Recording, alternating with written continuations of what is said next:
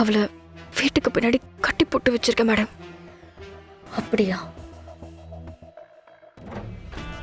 சாமி கும்பிடுற நேரத்துல மித்ரா எங்கேயோ போயிட்டு வேர்க்க விறுவிறுக்க வரா. வெளியே போயிட்டு வந்த பவானி ஏகாம்பரம் அவங்க முகத்திலயும் டென்ஷன் இருக்கு.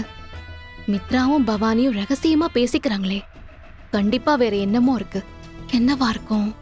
ஆண்டவா முருகா, அப்பனே ஈஸ்வரா, இந்த கல்யாணம் ஒரு குறையும் இல்லாம நல்லபடியா நடக்கிறதுக்கு நீதான்ப்பா துணையா இருக்கணும்.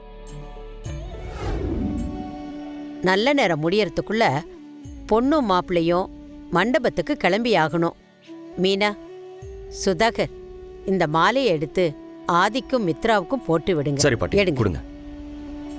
இந்தாம்மா.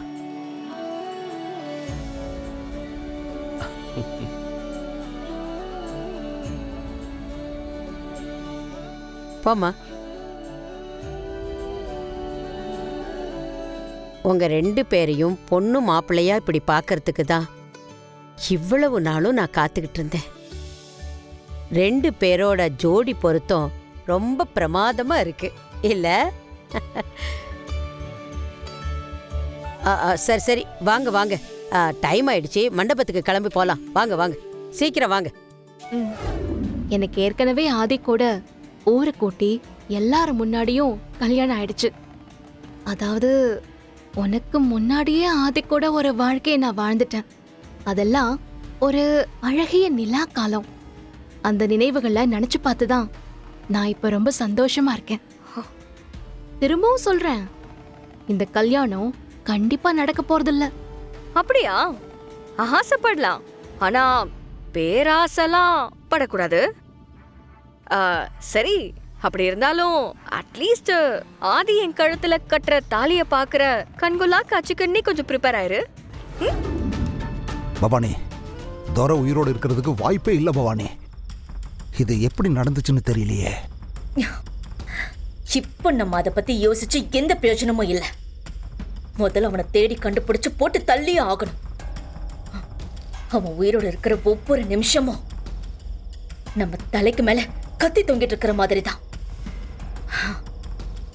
நல்ல வேலை, வந்தவ பாரதி கண்ணில் மாட்டாம மித்ரா கண்ணில் சிக்கியிருக்கா. இல்ல இந்த பொண்ணை வச்சு அவன் நினைச்சதை நடத்தியிருப்பா. நம்ம ஆளுங்க எங்க இருக்காங்க? வந்துட்டு இருக்காங்க பவானி, வந்துருவாங்க. மித்ரா, நீ தான் கல்யாணம் பொண்ணு, எதுக்கு இவ்வளவு டென்ஷனா இருக்க? நல்லா சிரிச்சிட்டு சந்தோஷமா வா.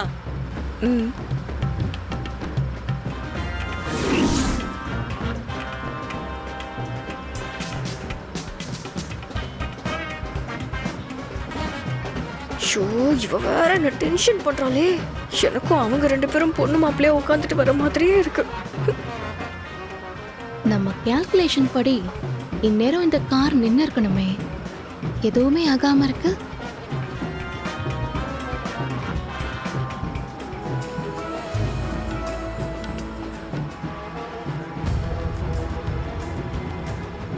பாரதி, இப்போ கூட உங்களுக்கு என்கிட்ட எதையும் சொல்லணும்னு தோணல. உங்க மனசுல என்ன இருக்குன்னு என்னால கண்டுபிடிக்கவே முடியலங்க. இந்த கல்யாணத்தை தடுத்து நிறுத்த முயற்சி பண்றீங்க, ஆனா அது மித்ரா தப்பானவன் நீங்க நினைக்கிறதாலேயா என்னன்னு தெரியல. எது எப்படி இருந்தாலும் இந்த கண்ணாம்பூச்சி ஆட்டத்துக்கு நான் ஒரு முடிவு கட்டுறேன்.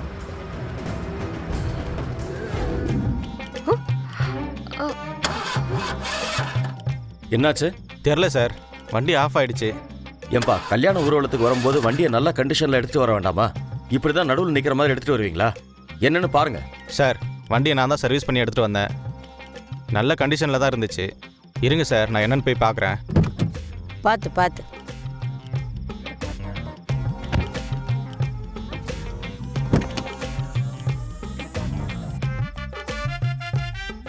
என்ன சுதாகர், நீ இந்த வண்டி ஈவென்ட் மேனேஜ்மெண்ட்ல அரேஞ்ச் பண்ண வேண்டியதானே? ஆமா சம்பந்தி, என்ன ஆச்சுன்னு தெரியல. என்ன ஆச்சு சார்? இன்ஜின் சீஸ் ஆயிடுச்சு சார்.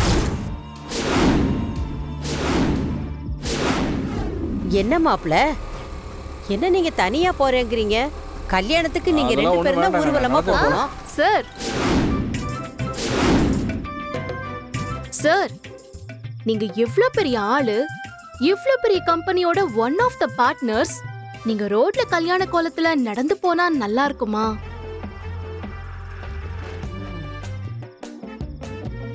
வாங்க சார், வண்டியில போலாம். உங்களை நான் கொண்டு போய் விட்டுடுறேன் மண்டபத்துல.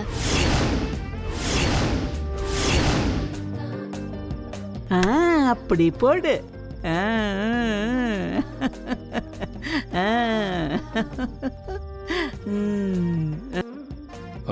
சரி, தேங்க்ஸ் பாரதி.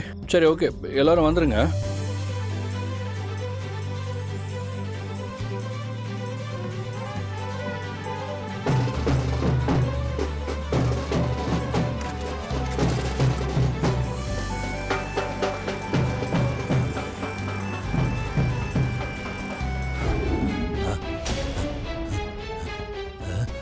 ஐயோ, இவனை காணுமே, எங்க போனான்னு தெரியலையே. தம்பி, யார் தம்பி நீங்களா? ஏய், அமைதியாரு. ஏய், ஒரு இடம் விடாம ஃபுல்லா தேடுங்கடா. சரிண்ணே.